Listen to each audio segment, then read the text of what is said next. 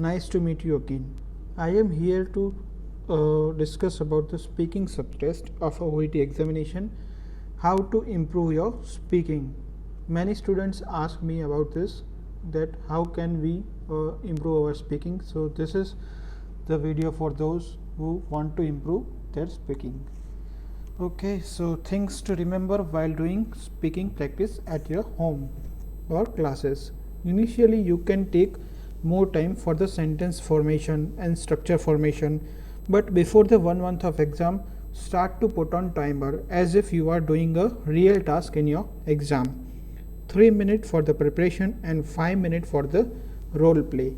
Always use the same introduction to get used to it. Example for the first meeting with the patient. Hello, good afternoon. I am Dr. XYZ, one of the registered medical practitioners working at this clinic. How may I address you? I am Mr. Jones. Okay, Mr. Jones. You are looking quite anxious. What seems to bother you? Or what seems to be bothering you? Or how may I help you? For the follow-up visit, hello, good afternoon, Mr. Jones. Nice to meet you again. How are you doing so far? These two formats give you the perfect starting of your conversation. This includes the clinical communication criteria A1 and A2. I will discuss here how to include all the criteria by giving a demo of conversation between a doctor and the patient and how you can easily get a B score. There are two types of criteria, linguistic criteria and a clinical communication criteria. And clinical communication criteria A1 includes the initiation of interaction appropriately, greeting, introduction and nature of interview. A2 is a demonstration of a attentive and respectful attitude, which we have included above in this two formats, A1 and A2.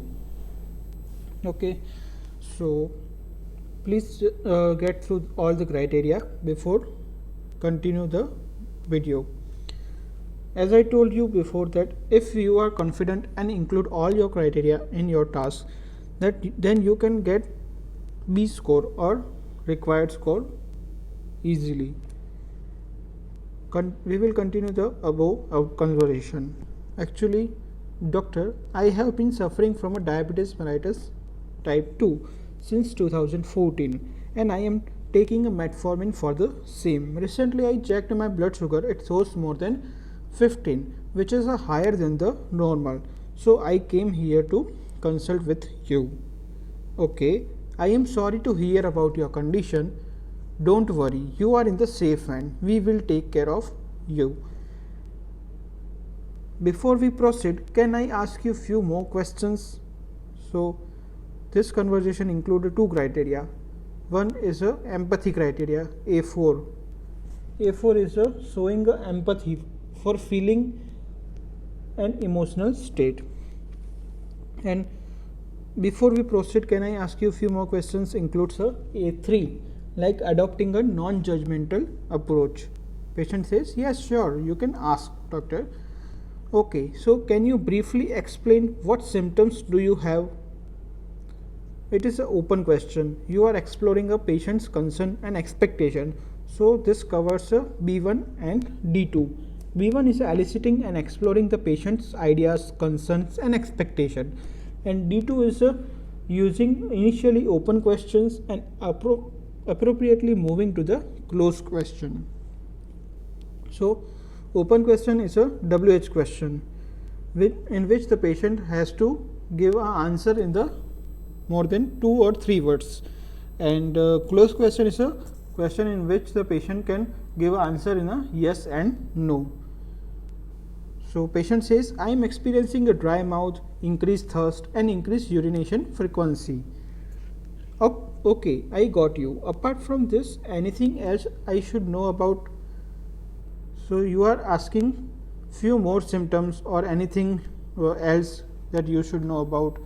So it includes the B2 criteria. B2 is picking up the patient's cue. Yes, doctor, there is a tingling sensation in my foot sometimes. Okay, so do you have any past history of the same illness or any family history of this kind of condition? This is a closed question. Patient can answer yes in a yes and no. So it is also fulfill the D2 criteria. Initially ask the open question and then move to the closed question. Patient says, no doctor, I haven't. So okay, so what do you think? What might be causing your symptoms? This is a must task you should do in your exam, because it is a commonly forget by a student, like commonly missed task to perform, and so I highlighted with a orange color. Is a E1. E1 is a establishing initially what the patient already knows. Okay, so the doctor, it might be due to the uncontrolled blood sugar level. Okay, it might be due to it. For further confirmation, we need to do few more tests, including a FBS and HbA1c. So here the patient is unclear about the cause. So it includes the D4 criteria. D4 is a clarifying statement which are vague or need a amplification. So we are clarifying a patient about the possibility of the cause. So it covers the D4. What are those tests? Patient asked. So let me explain you that fasting blood sugar is a blood sugar level of an empty stomach taken at the early morning, and HbA1c indicate the average of a 3 month of your sugar level. Here you are explaining. So it fulfills the B3 and C3 criteria. B3 is a relating explanation to elicited ideas, concerns and expectation, and C3 is a using organization technique in an explanation. So you are organizing a whole conversation. So it also includes a C3 criteria. Then a doctor asks, are you getting my point? It fulfill the E4 criteria. E4 is a checking whether the patient has understood the information or not. And further doctor asks that, do you have any further queries? It includes the E5 criteria. E5 is discovering what the further information patient needs. Yes doctor, I am very anxious about my condition. How will you treat it? Doctor says, it is understandable that how much you are suffering, and don't be worried. Once the test result will come, I will prescribe you few more medicines and it will improve your condition also. However, medicine will work. You have to take care of yourself also. Like firstly, you should manage your diet. Secondly, you should do exercise regularly. So pausing periodically while explaining, it fulfill the criteria E2. E2 is a pausing periodically when giving the information using a response to guide the next steps. And however, firstly, secondly, lastly, although, these are the signposting words, and this is also commonly missed task by students. So it fulfill a C2 criteria. C2 is a signposting changes in the topic. Doctor says, I hope I made you clear. Right. It is a E4, checking whether the patient has understood the information or not. Anything else would you like to ask? It is a E3, that encouraging a patient to contribute a feeling or reactions. So after all the conversation is completed, you should summarize your conversation. So let me summarize what we have discussed till now. You presented with uncontrolled diabetes type 2. I explained you the possible causes of the symptoms and will do the few investigations. If you follow my advice, including a diet and weight management, your condition will improve soon. So thank you for putting faith in us. Wish you a speedy recovery and have a nice day. So here we organized and sequenced all the interviews and not asked any leading questions. So it covers D3 and C1. D3 is not using a compound or leading questions, and C1 is sequencing the interview purposefully and logically. The next criteria is active listening. It is a must required. If you lost to answer correctly what the patient has asked, then it will lower down your score and it put the bad impression on a listener also. So OET requires a minimum 3 things: your attitude or the confidence, second one is active listening, and third one is a sympathy. If all 3 are there, then you will definitely pass. But if anyone is missing, then you will be in trouble. Doing okay whenever the patient speaks without interrupting the patient while he is giving a information in a starting, it also suggests that you are listening actively. So it is a must, and it also fulfill the D1 criteria, which I told you previously, like facilitating the patient's narrative with the active listening technique with a minimum interruption. So it completes all the clinical communication criteria. There are total 20 criteria from A1 to E5, and you should try to include all the criteria in your speaking. Okay, so I will discuss the rough idea that how many marks is required to pass exam. Right now just remember 20 criteria is equal to 20 marks. For the linguistic criteria, it includes the intelligibility. Pronunciation should be easily understandable, tone intonation should be there, and less strain over the listener.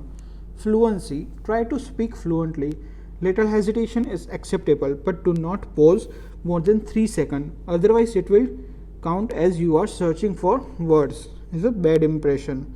Third one is appropriate language, good tone, not too much slow and not too much loud. No difficulty in explaining the medical terminology to the layman's word. Example, asthma is a disease in which the airway get partially blocked, so you are feeling difficulty in breathing. Fourth one is a grammar. Wide range of grammar you should use in your speaking.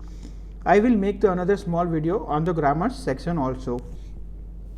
Example, we have used many grammars in our conversation, like simple present tense, simple past tense, perfect present tense, and perfect continuous tense. Then you can use idioms as well. It will give you good impression. But on other way, mugging up the idioms to impress the examination or examiner is not advisable.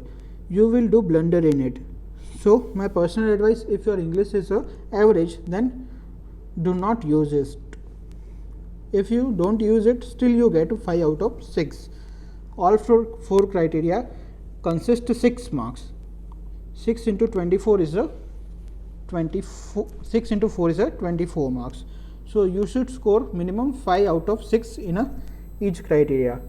You have to go through those criteria, linguistic criteria, band 6 and band 5. Just go through it. It is a minimum requirement is a band 5. Okay, so this marking system is as per my knowledge, and I am not 100% sure about it. So total 20 clinical criteria, you should include all those criteria in the exam. At least you have to try, plus 24 linguistic criteria, 24 linguistic criteria's marks. So total sum is at 44. You should score at least 32 out of 44 to get a B. This is a rough calculation of myself. So you should at least score 5 out of 6 in each linguistic criteria and try to include all communication criteria. If you practice like that, you can perform well, because in exam you cannot remember all those criteria like clinical communication criteria. So it is obvious that you will miss some. But if you have practiced a lot in above mentioned way, then it will be easy for you to include maximum criterias.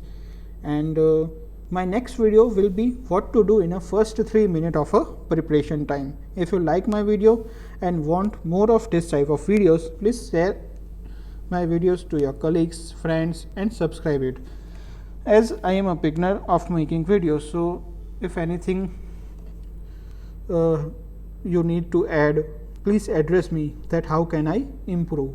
And thank you for your support and have a nice day.